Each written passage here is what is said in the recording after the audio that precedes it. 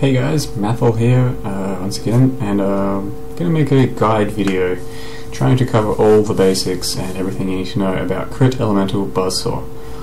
So this is this character here. It is a shadow. I'm now level 86. Level 88 would have been roughly where I wanted to complete the character, but I didn't quite get there. And I'm going to run an Atziri one while I talk about this stuff. But to start off with, we're running Anger, Wrath, Herald of Thunder, and Herald of Ice. That is our main damaging abilities. And to manage our mana, we're going with Clarity, which is attached to a Blood Magic. It's only a level 10 Clarity because I don't need any more than that. Attached to Blood Magic and Reduced Mana, so we're running that off of Life, 264 reserved. The way I am managing mana is through Clarity and through Mind Drinker. So Mind Drinker gives you just a bit of physical damage leech back.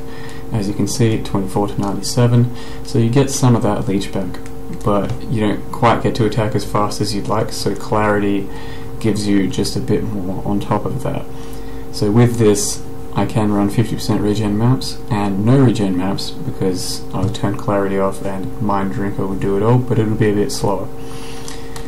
So our four damaging auras are Anger, Wrath, Herald of Thunder, and Herald of Ice. They boost quite substantially your elemental damage. We're at 27k without power charges, running Herald of Thunder, there it is, and Curse on Hit and Assassin's Mark with reduced mana. So we have 5 power charges up almost all of the time. With our 5 power charges up, we're at 34k DPS. Whereas Herald of Ice, Anger, Reduced Mana, and Wrath all belong in your Alpha's Howl.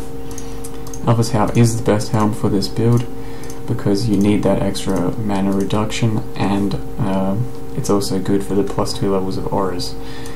And without further ado, we'll jump into Atziri while we keep talking.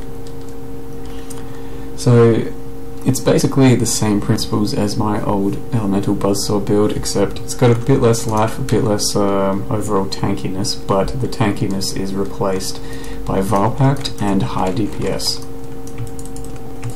My frames catch up here for a second. There we go. So as you can see, with 5 power charges, 34,000 DPS off of a 5 link. That's already double what my Buzzsaw ever achieved. Old Elemental Buzzsaw ever achieved. But that's just how it is these days. Crit builds are pretty king. So it's a fully crit build and we're using a dagger. The most important stats on the dagger are crit being the most important stat, because while attack speed will also buff your tooltip DPS, the build's main strength is it pretty much one-shots everything. So you don't need to have super fast attack speed.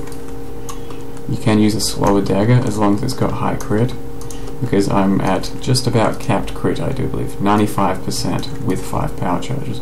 So whenever I throw out some daggers, I pretty much crit and things die.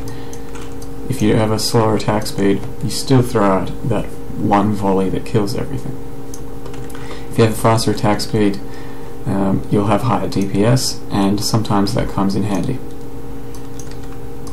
So for the boss, we drop our LMP and put just faster attacks in to kill it faster. Our usual links though are Spectral Throw, LMP, Life Leech, Weapon Elemental Damage, and Crit Damage.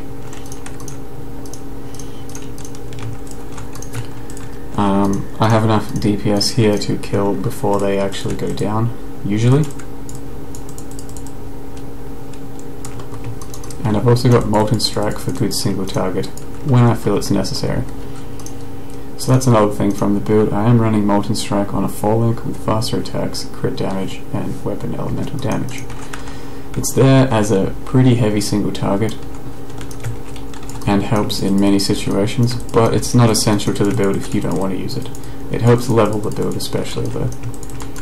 Because of Molten Strike, I don't have cast when damage taken Immortal Call in yet, but I feel that is a valuable addition, so there's every argument to be made for dropping Molten Strike and using that instead. It makes you far better defensively, but I'm still okay with the amount of survivability I have even without Immortal Call. And cast when damage taken. There was a reflect pack there, as you can see, not a big deal because we have Vile Pact with a Life Leech gem. And as you can see, my power charges, once I'm attacking packs and all that, are pretty much at 5 all the time. It's just for bosses and such that you don't always have your 5 power charges. But doesn't seem to be too much of an issue. You could of course go for power charge on crit if that's your preference. You'll have less DPS, but you'll have probably a smoother playstyle because of that. As far as a 6th link goes, I have not yet decided what I would do for my 6th link. I'm really not sure. It might be faster attacks, but that makes mana management harder. It might be additional accuracy, it might be faster projectiles. All of the options are pretty good. Another option is you could go blood magic for your 6th link and then rework the tree a bit and not worry about mana altogether. So without Immortal Call cast when damage taken set up here, I am liable to die to this boss every now and again. It hasn't happened yet, but I am just waiting for the day that it does. It's bound to. If you have Immortal Call cast when damage taken, the boss is a lot safer.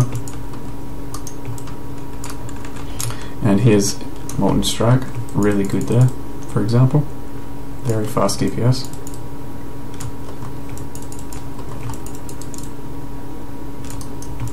It's just a bit riskier though. So if you want to keep playing with your Spectral Throw, by all means.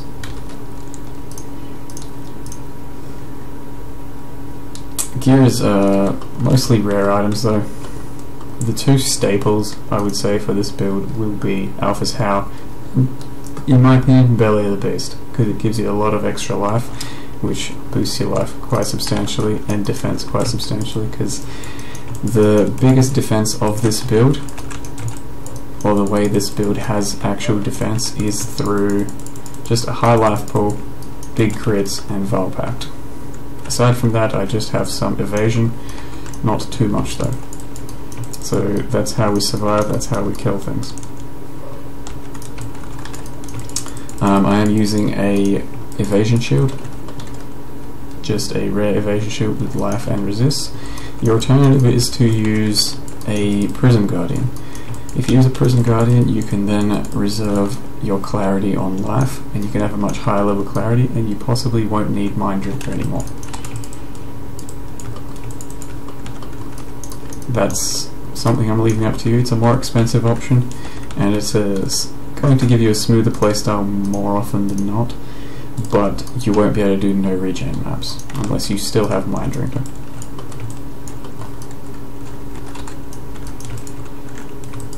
So Atziri is pretty smooth once you get your pattern down and learn how to kill her with ST. It's fast and it's effective because of crits.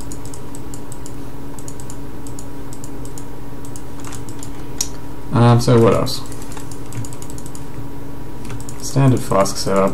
Atziri flask gives a lot of extra DPS.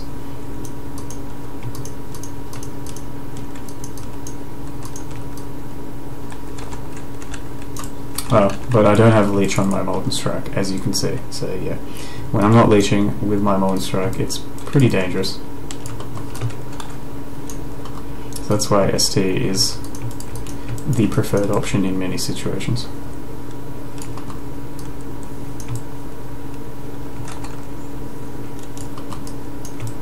But I also do have recharge crit flasks, so that helps since this build crits an awful lot. But you see the DPS there is very, very nice.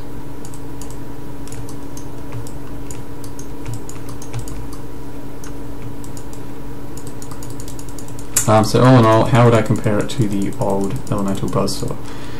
I would say it has far better DPS, because even with a 5 link I am at, oh that's a single target, with a 5 link I'm at 34,000. My Elemental Buzzsaw I never broke 16k DPS, even with a 6 link. It's a bit worse defensively, kind of overall, but if you still play it in a certain manner, it'll be, you know, just as good defensively.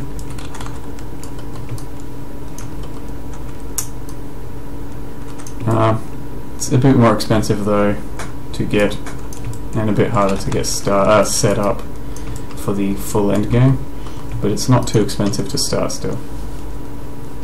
I still recommend it if you want to try some good spectral throw action. So there you go, there's a dagger. High crit is your most wanted stat. Weapon elemental damage, lightning damage, crit multi, attack speed, they're all really good things too. And that is just an example of a pretty comfortable Atziri run. You do need these reduction nodes and these reduction nodes to leave enough mana to cast off of mana instead of going blood magic. I leveled by being spectral throw basically all the way through. I was spectral throw with LMP. I used Wrath as soon as I could. I used one Herald for most of the way, and once I could start picking up aura passives, reduce mana, and Alpha's How, I could sub in extra Heralds and all that, and it was a really smooth leveling experience. Elrian Jewelry also helps a lot if you can get access to that. But that's pretty much all I want to say for the build guide. Everything will be in the thread in the actual guide if you need more details. I can say also about the bandits, I went with passive, attack speed, and power charge. The first one, normal. It's up to you. You can go life, you can go passive. There's still lots of life you can get on the tree. I'm grabbing these two next. But there's all of this. There's this. There's these. There's these. If you want to build more defensively, by all means, you can build more defensively. And so yeah, I think it's a hardcore viable character if you want to play it that way. So anyway, that's the guide. I'm just trying to release it before the 1 week race tomorrow. And more details and information are in the thread if you need it. And a link to all my gear, which is pretty good, by the way. And thanks for watching.